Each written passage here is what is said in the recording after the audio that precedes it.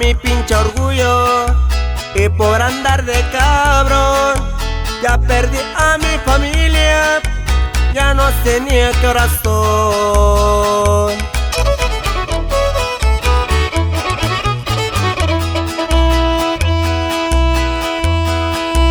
Para arriba y para abajo no había quien me detuviera, y ahora me encuentro muy solo porque perdí a mi ranchera.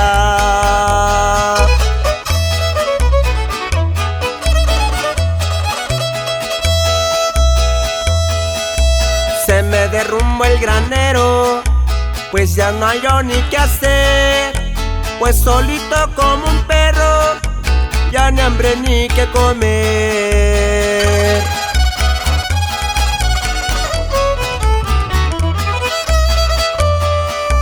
Me junté con una vieja, sin importarme el registro, patadones de la yegua, ya me quitaron lo listo.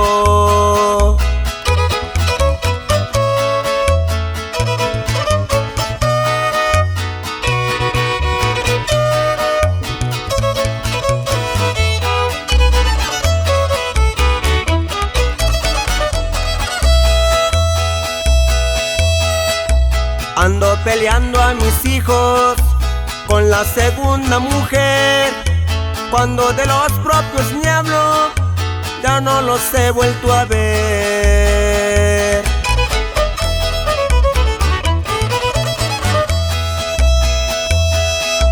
Pedir perdón cuesta mucho, porque el orgullo no admite. Echas a perder tu vida tomando en un chiquihuite.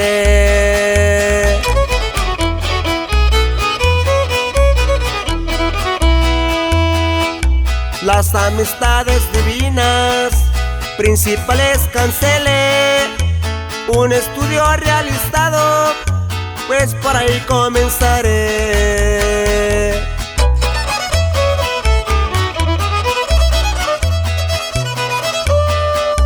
Analiza bien las cosas y declárate culpable, que las puertas de la cárcel ya ni con billetes se abren.